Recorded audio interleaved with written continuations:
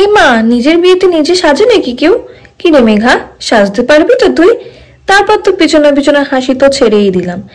Actually সত্যি বলতে আমি ছোটবেলা থেকে এইসবের ইউজড হয়ে গেছি। আর মানুষের তো নেচার, কোনো কিছু যখন আউট অফ দ্য বক্স করতে যাবে সবার আগে ক্রিটিসিজমের শিকার হতে হবে। আর আমি তার থেকে বাদ যাবো কি করে? আমার বিয়ে ছিল 15ই ডিসেম্বর 2024, ঠিক তাই, কোনো বিবাহের দিন। এই দিনটা নিয়ে অনেক ছোটবেলা থেকে স্বপ্ন দেখেছিলাম। আর প্রফেশনাল মেকআপ আর্টিস্ট হওয়ার পর থেকে একটা অন্য রকমের ভাবনা গ্রো হতে থাকলো যে এতদিন তো অনেক ব্রাইড সাজানো হলো, এবার না হয় আমি আমাকে সাজাই অ্যাজ এ ব্রাইড। হ্যাঁ, ঠিক শুনেছো, নিজের বিয়ের প্রতিটা লুক আমি নিজেই ক্রিয়েট করেছিলাম।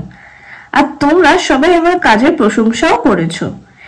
বিয়ের দিন খালি আমি নিজেকে নয়, নিজের এই ছোট্ট বোনকেও সাজিয়েছিলাম। ও এমনিতেই সাজতে অত পছন্দ করে না। ও খালি বলেছিল, দিদি তুই আমার একটা। বোনু খুব ভয় পায় যেন মেকআপটা মেকআপই থাকে, ময়দা মুখও না লাগে।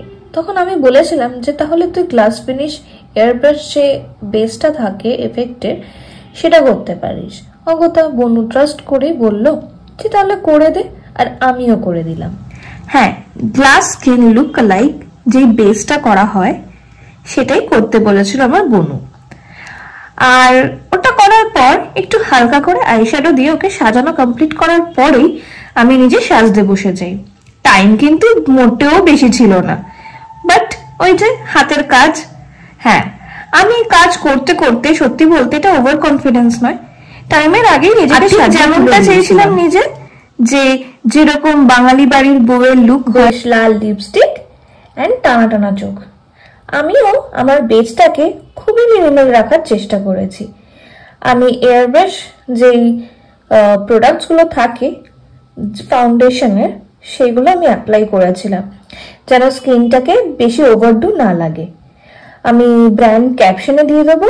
আর এছাড়াও সব রকমের যা যা ডিটেলস আছে আমি সবকিছু ক্যাপশনে অ্যাটাচ করে দেবো। আমি ভয়েস ওভারে ব্র্যান্ডের নাম দিচ্ছি, ভিডিও অ্যান্ড পিকচার্স অ্যাটাচ করে দিলাম এই ভিডিওটাতেই। আমার বিয়ের লুকসটা কেমন রিকোয়েস্ট করছি সবাইকে যেন এন্ড পর্যন্ত ভিডিওটা দেখতে। সত্যি বলতে আমি খুব মজা করে বিয়ে করেছি, আর সেই কিছু মজার মুহূর্তই তোমাদের সাথে শেয়ার করলাম এই ভিডিওটাতে।